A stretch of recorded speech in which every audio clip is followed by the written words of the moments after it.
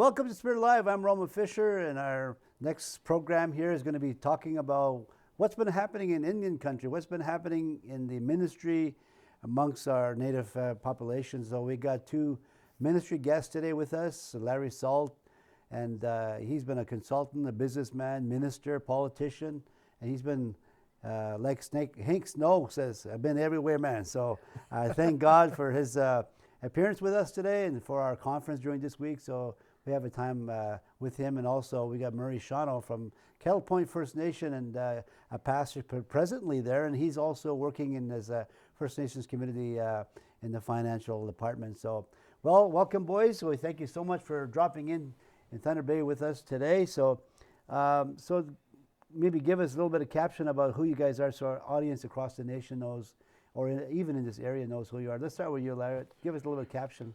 A little caption. Wow. I don't know if I can do it small.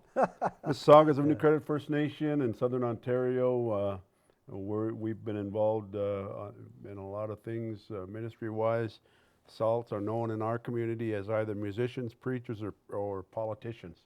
Mm-hmm. And so, yeah, we come from a pretty lively community, and it's making its name out there. Predominantly Ojibwe in that nation? Predominantly Ojibwe. Yeah. Many of our community members are born into Six Nations, so we have a mix like my mother.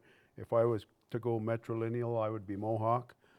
Both my great-grandmothers are Mohawk, and my dad is Ojibwe. So, yeah, we're right next door to Six Nations of the Grand River. Mm-hmm. Well, my name is Murray Shawnoo. I'm the pastor in Victoria's Faith Fellowship Church in the Kettle and Stony Point First Nation.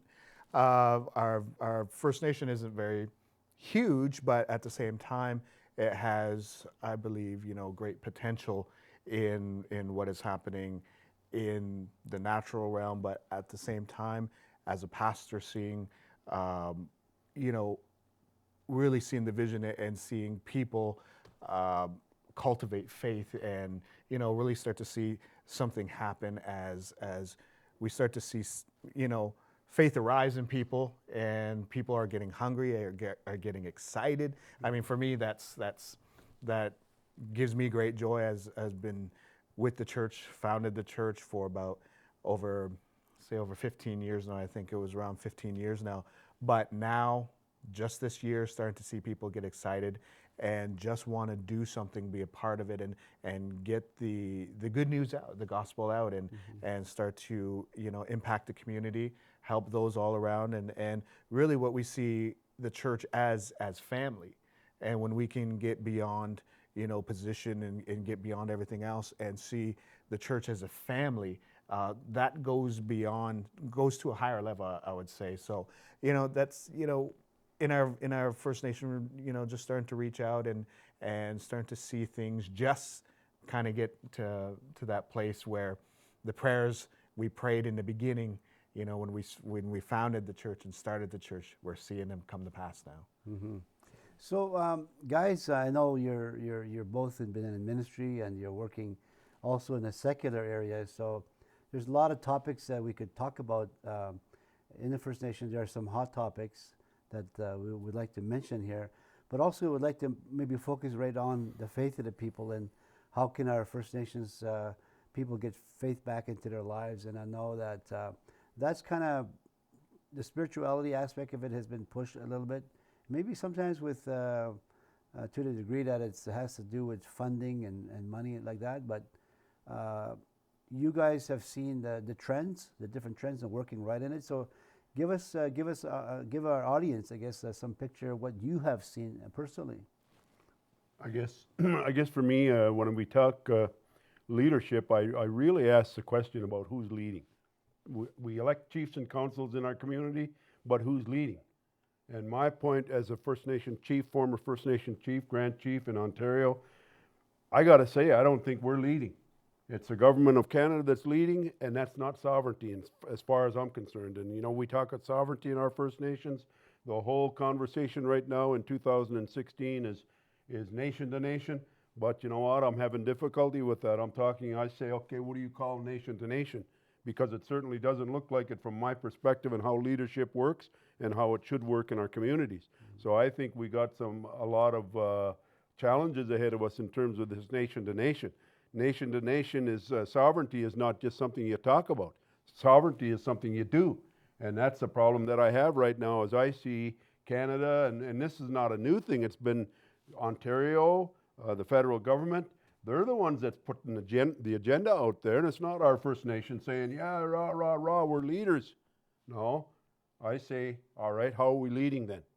So I think when we look at what's happening on the political front, and really a guy said to me the other day, a Mohawk guy, I was talking to him and he's home and having a coffee with him.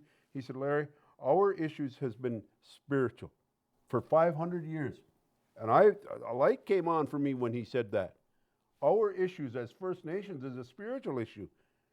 And it's really, when you look at it, the covenants, the treaties, we'll call them, are spiritual issues. They are, and we really got to come back and say, okay, how do we deal with this from a spiritual level if that's the case? And all of the things that's happening trickles right down, as far as I'm concerned, it trickles right back down to the local community, to the local church. We got these rifts between traditional and church, and you heard one of the former guests talk about that. We got let's be real. Those are the issues that we have in our communities. We got this whole issue of what America, I'm just watching American politics, and they talk about separating church and state. Well, we've never separated church and state in our traditional word of the word spirituality, because our elders stand up in the national assemblies, our elders stand up in the regional assemblies, maybe even functions like you had last night, and we've always included the spiritual element of the Creator in our discussions. And our traditions talk about our ceremonies, when we do smudges to our ears, our eyes, our mouth, our heart. Everything about that is spiritual. So I think we got some challenges before us about real leadership. I'll call it real leadership in the church, even in the politics, but in the church too. Who's running our community? Is the organizations, the organizations we're ordained with, are they running our communities, or are we doing it? Because we know we got issues like that. So there's a wide variety of issues from my perspective, right from the national on down. So what have you seen in your community, in your? Well, touching on that, having that respect, and between what people believe and things of that sort, and I heard one of my friends once said, I don't go to step on anybody's religion, but I've been called to uplift the name of Jesus. That's what I do, and we have in our First Nation a great respect beyond everything else, because I said, as Larry shared this morning, we got to see something in the aspect of that God is our source. So in that, God is love, and that love has to come out, because that's all what the gospel's out. Talking about being a leader in the community, in the church, I do 90% of the funerals, weddings and open in prayer and things of that sort. When you're called upon, you just step in and do these things. But having that respect, and people come to ask us for prayer, and sometimes you wouldn't think from where they stand, you wouldn't think they would ask quote unquote a Christian believer for prayer. But we always say yes, because we go beyond what a person believes. We go beyond the color of the skin. Doesn't matter what gender, because there is a soul that is crying out for help, and they don't know anywhere else to get it. So they're coming and they're asking for help. So what do we know? Where have we based our faith on? And know from past results what has happened for one can happen for other. So we end up and we do it out of passion, we do it out of love, and we pray for people.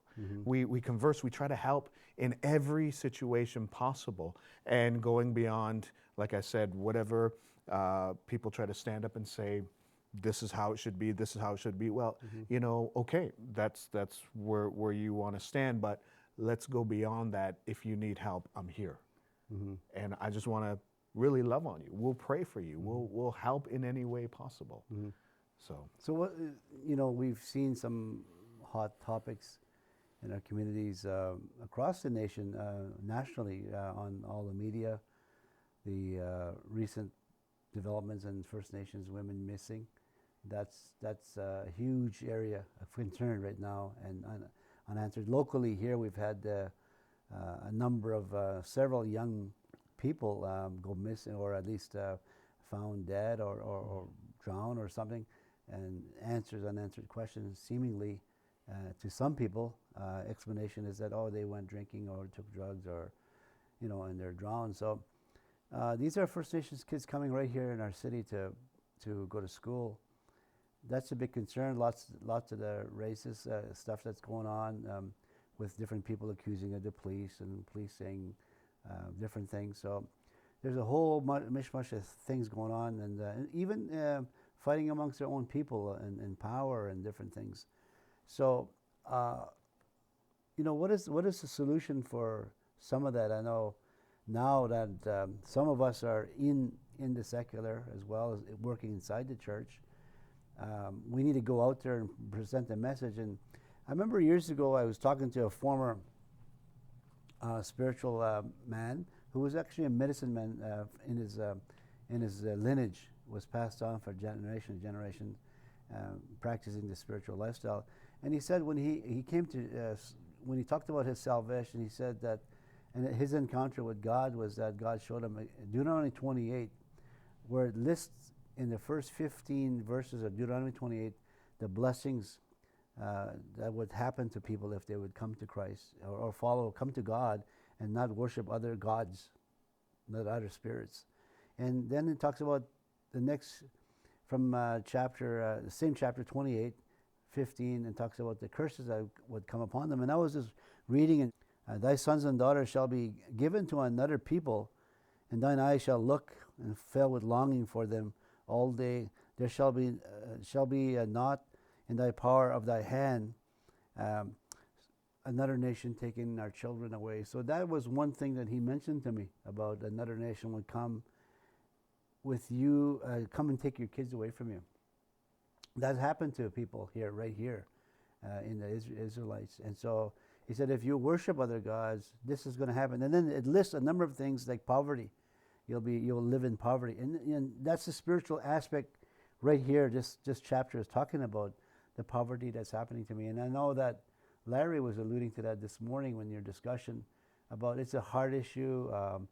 It's not necessarily a social issue, because we see social programs that actually go nowhere. Yeah. But there is the matter of coming back to God, repenting, coming back to God. A whole lot of people don't like to talk about this, but it's there. It's a law. We talk about spiritual laws that are there. We tap into those things. So what have you guys seen in your experiences that really make some sense with this scripture, Deuteronomy 28, and the whole chapter? Well, I guess I'll start it off, because I think I'd like to sort of steer this discussion to 1995 and sort of the aftermath of that, because we're talking about the federal government right now having missing and murdered women inquiry, which is a yes. I think everybody agrees that there needs to be an inquiry into that. Personally, I don't have a lot of confidence in the government on inquiries and the types of things that confront our First Nations. I don't, I'm sorry. I mean, I headed National Task Force with the Prime Minister's office. I've headed National Task Force on behalf of the Assembly of First Nations and the Chiefs of Ontario. They went absolutely nowhere. And I can pull a whole list of task force and inquiries that went on, even 1995 over at Murray's community. So I was part and parcel of that. And basically, as a result of the Ipperwash inquiry, I don't think that we've been effective in those recommendations that came out of that inquiry. So I have no confidence in provincial or federal inquiries and making them go anywhere. They come up with all these recommendations. They got 93 recommendations in the Truth and Reconciliation Commission. And is anything implemented yet? The Ipperwash inquiry. So I'm going to sort of move towards Murray, because I know that my experience in Kettle and Stony Point back in the Ipperwash incident back in 1995, really, what's that done through the recommendations for the community level? Well, we haven't seen very much. I mean, I know, you hear certain things and it's in just a small sector, but from my aspect, seeing and hearing what had happened, you didn't see a whole lot come to light. There's some things slowly moving, and that's, I guess that's what it is. It's slowly moving, and that's how certain things happen, and the government is slowly moving. And I was younger, in high school at the time. I think just almost graduating, and knowing that the temperature, the heated, things where, they locked down the First Nation. You would have to go through a checkpoint just to leave and go and get groceries or something, because all that was happening. There was just a turmoil. But now, coming from this side of it, there is, as we heard this morning, sometimes people can really look from that past, and sometimes we can't let go of some of those things because there's certain recommendations that have to be followed through. But then there's other things that we just have to let go and really focus on the future and move ahead, because I know there are people still holding on. There's the word I say, not just in that area, but throughout the board, is a victim mentality. And coming above that victim mentality, that is a huge issue, because there are so many hurts, and we don't deny the hurts, but we have to come to the place where we deny that hurt to remain in people, but we learn, we heal, and that's where I think we all come together in that healing process.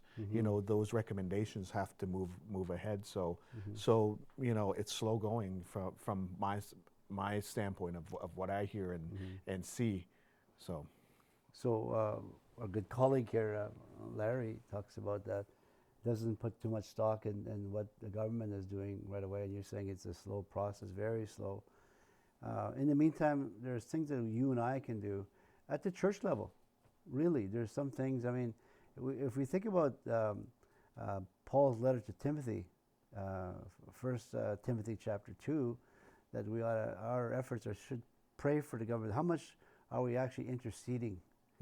We don't just pray one prayer of faith and say, God bless them, help them.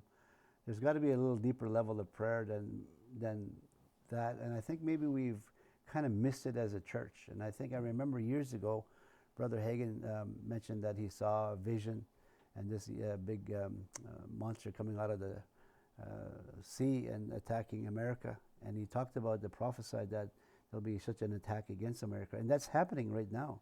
And so we want to come back. Listen, if you're watching, this is Spirit Alive, and I'm Pastor Roma Fisher. We have couple of my best friends in the ministry right now that are working along with us here at the Spirit Alive and helping produce this program, helping us work reaching across the nation. And so we're going to be right back after and talk about what can the church do, or what can we do individually to help move the progress, to help our First Nations people across Canada. So we'll be right back. This month we are offering a 2-CD set entitled Dealing with a Troubled Mind. In this series, Dr. Roma Fisher shares how to overcome worry and anxiety by applying biblical principles. Plan to conquer fear and worry in your life as you start off the new year.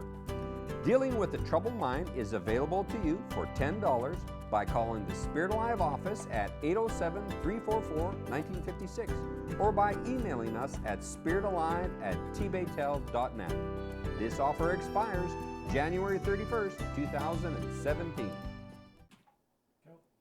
Welcome back to Spirit Alive. We're talking about hot topics and Native issues and what we can do as people of God. And so we have Larry Sault here from the Mississauga First Nations and in Southern Ontario, and we also have Maurice Shawnoo as well from Southern Ontario, California First Nation. And so we're delighted to have them. So guys, I want to ask you a question about, I know we talked about a lot of topics, mentioned a lot of topics in the First Nations country. And so what can we do as the church to help some of the causes as individually and corporately as a church? So Larry, what do you think? Well, I've been an advocate for unity in our community, whether it's a traditional. I mean, let's face reality. I mean, we do have factions in our community and pastors now, local pastors in our community, and the traditional guys. And it seems to me that the traditional guys are more open to talk than the pastors are. You know, I've went to pastors in my community, and obviously we don't all sing from the same songbook, so to speak, in terms of scriptural principle. But some pastors have just blatantly put it right out there to me and said, the Bible says to separate and don't touch that stuff that's of the world. And, you know, that's how they believe. And they will not come together. And, you know, so I'm not sure where the answer lies in terms of the unity that we talk about and the reality of that unity, whether it's from a Christian perspective or whether it's from traditional perspective. Right now, I'm doing home meetings, going back to something we were doing years ago, back when I was a kid. But the home meetings, to me, seems to be, and the small group that we have, seems to be more effective than your regular bigger meetings. And that way we can get down to the nitty-gritty of talking about our issues internally from a scriptural principle. It's effective for us. And all of our little group there, every one of them, I said, you know, I make up questions, and we're looking at codependency from a scriptural point of view right now, and I make questions out, and I'll say, because it takes me a long time to do that, above and beyond my other duties that I operate as a business. And I said, look, if you don't want to do this, we can cut it out. Oh, no, we want to do it. So those are the dynamics. And Murray, I don't know if it's like that in your community, but those are the dynamics from our community. And you got to understand, Six Nations and New Credit sort of combined is quite a big area, and upward to 20,000 people between the two communities. So it's a challenge. You know, you mentioned the fact that, you know, all of our First Nations people are concerned about First Nations issues, whether you're a Christian or whether you're a traditional. And we have to serve our people. We have to work together to solve alcohol addiction or drug addictions. Like, that's big in our community right now, where there's an influx of drugs coming in, and they can't solve this problem. So the Christians and those that are called traditionalists need to work together to solve this problem. It's just not one people is going to solve it. We have to agree where we can agree on, in that to help these people get sober. And last night when we were in a meeting, we had different people from business and political and social backgrounds, and different people from different walks of life. And they're sitting at our table, Spirit Live Television, and we're concerned about Native issues. So in that room, we were bringing all our resources and help together to help our people, help the people get hope that you can come out of this, and so forth and so on. So it is a trick. People have to come to a place where they can say, yeah, you know, I don't agree with you about how to worship, but, you know, this alcoholic needs help, so how can we do that together? And this is what I'm talking about, grassroots helping. Yes. And I can lay my aside some of the things that longest time I'm going to violate my conscience. But, you know, when it says separate yourself, and I think they're taking that sometimes too extreme. You can't separate yourself totally, otherwise you'll never work in the world. You don't go to work tomorrow. Don't go to see your dentist tomorrow, because he's not a Christian. Yeah. You know, so we get too far. So Marie, what have you seen in terms of working in your community as a Christian, trying to solve the problems of our people?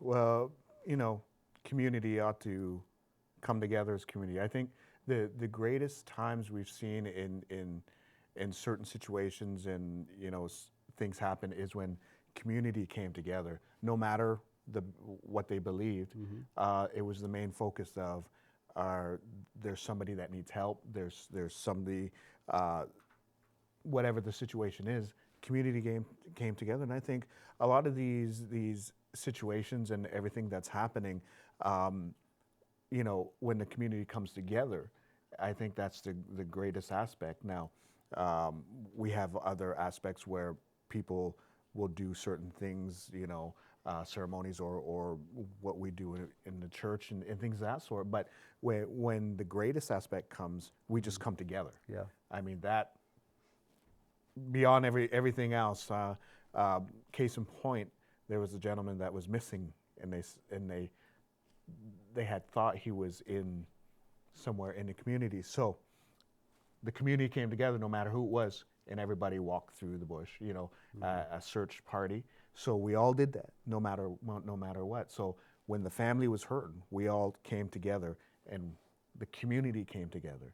So I think the base ground is just coming together with a total focus of community, and who you are coming to that table is part of that too. So, Brother Larry, if you were to challenge somebody in the communities right now at the First Nations level, we have people watching from the 52 nations north of us, and we got nations across Canada listening to this program, watching this program, and maybe on the internet. So what kind of challenge would you put out there for our people to do right now, to be a help, if you're a Christian or whatever? Or regardless of what's going on, regardless of the dynamics of politics, regardless of the dynamics of church, these whole arguments about who's right and who's wrong, it comes back down to the inner man. It comes back down to the internal heart level, no matter how young you are. It doesn't matter. All of us are looking for something beyond ourselves. Even those that are maybe on drugs or alcohol right now, they're looking for help. They're seriously looking for help. Where do they go to if all of these fractions are going on in the community? Then the only place that I know to go to is God. Go right to the Creator. He'll deal with our internal needs. He'll always be there for our internal needs, and that's basically that's what we're searching for. right. Join Pastor Roma at Faith City Church on Sunday mornings at 360 Black Bay Road. If you can't make it in person, watch the service online at 10:30 a.m. by going to the Faith City Church website.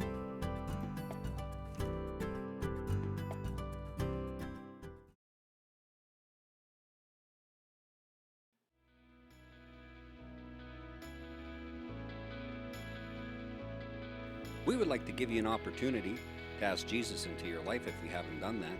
Say this simple prayer: Jesus, come into my heart. Be my Lord and my Savior. Friends, if you prayed that prayer, contact the information on the screen, and we will love to send you some material to help you in your new walk with Christ.